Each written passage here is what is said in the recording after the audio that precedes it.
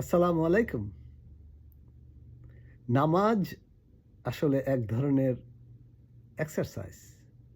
তো আল্লাহ তাআলা আমাদেরকে নামাজ দিয়েছেন অবশ্যই উনার ইবাদত করতে। কিন্তু আসলে আমাদের উপকারার্থেই উনি দিয়েছেন। যদি আমরা সঠিকভাবে এগুলাকে আদায় করি। সো আমি চেষ্টা করব আ নামাজ পড়ার এবং সঠিকভাবে চেষ্টা করব। এবং তার আগে বলে রাখি আমরা যখন দাঁড়াবো তখন পা দুটা এভাবে বডির মাপে থাকবে।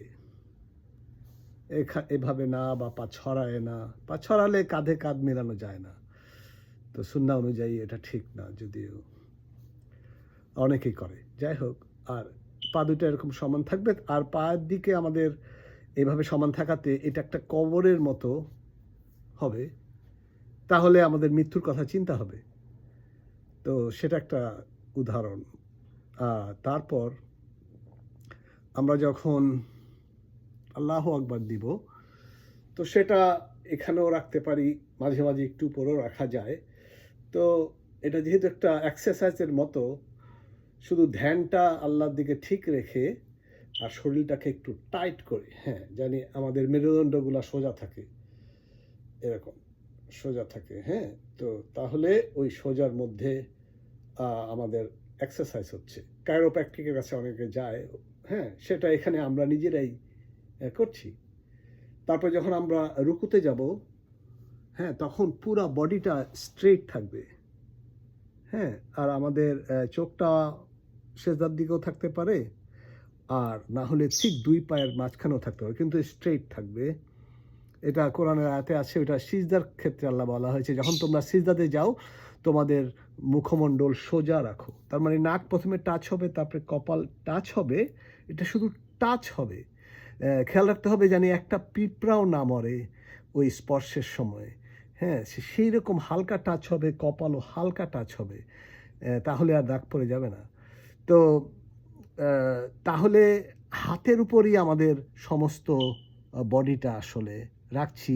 তাহলে এটা একটা পুশ আপের মতো আমাদের শরীরে একটা এক্সারসাইজ হচ্ছে। হ্যাঁ? যতক্ষণ থাকা যায় তত ভালো। কেউ ৩ বার সুবহান রাব্বিল আলা পড়ে। সুবহান রাব্বিল আলার সাথে অবিহামদিহি যদি কেউ এড করতে পারে, এটাও খুব ভালো। আ অনেক গুনাহ মাফ হয় আরো একটু বেশি। যাই হোক, তো এই সোজা থাকাটা এটা কোরআনের আয়াতেও আছে। আমার এক্সাক্টলি খেয়াল নাই কত নম্বর আয়াতে। নিশ্চয়ই কোরআনের আয়াতে আছে, আমি পড়েছি অনেকবার। তো ইনশাআল্লাহ এটা এক্সারসাইজের মতো। তো এটাই আমি এখন একটু নামাজ পড়ব। তো আপনাদের সাথে শেয়ার করলাম ইনশাআল্লাহ।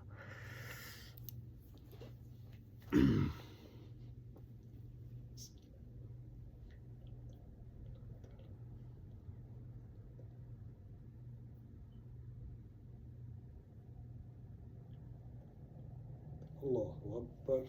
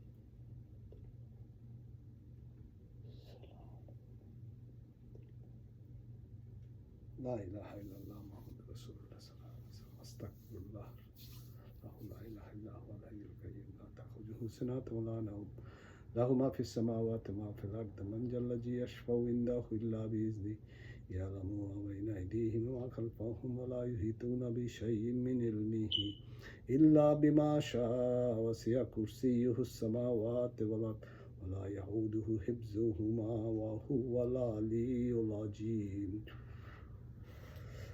আস্তাগফিরুল্লাহ রাব্বি মিন কুল্লি যামবিন ওয়া আতুবু ইলাইহি লা হাওলা ওয়া লা কুওয়াতা ইল্লা বিল্লাহ ربنا آتنا في الدنيا حسنة وفي الآخرة حسنة وقنا عذاب النار وصلى الله على خير خلقه وعلى آله وأصحابه أجمعين برحمتك يا أرحم الراحمين آمين আসসালামু আলাইকুম। তো এই আর কি, তো এখন এই চেষ্টা করলাম যদি কারোর উপকার হয়। তো এই সালাম দেওয়ার সময়ও এই যা ঘাড়ের ব্যায়াম হয়ে যাচ্ছে, সালাম আলাইকুম, এবং আমরা এখানে ফেরেশতাদেরকে দেখছি সালাম দিচ্ছি, আবার আসসালামু আলাইকুম ওয়া রাহমাতুল্লাহ, এটা ঘাড়ের একটা ব্যায়াম। যখন আবার আমরা মোনাজাত করছি তখন একটু করে করলে এটাও ঘাড়ের ব্যায়াম, তাই না? এখানে সব আমাদের বেনিফিটের জন্য আল্লাহ তাআলা আমাদেরকে দিয়েছেন। আল্লাহ জানে আমাদেরকে নসিব করে আর সময় মতো নামাজ পড়া, ওয়াক্ত মতো নামাজ পড়া, এবং আল্লাহর খাঁটি গোলাম হিসাবে এই পৃথিবী থেকে বিদায় নেওয়া। আমিন আমিন ওয়া আখিরু দাওয়ানা আলহামদুলিল্লাহ রাব্বিল আলামিন। আসসালামু আলাইকুম।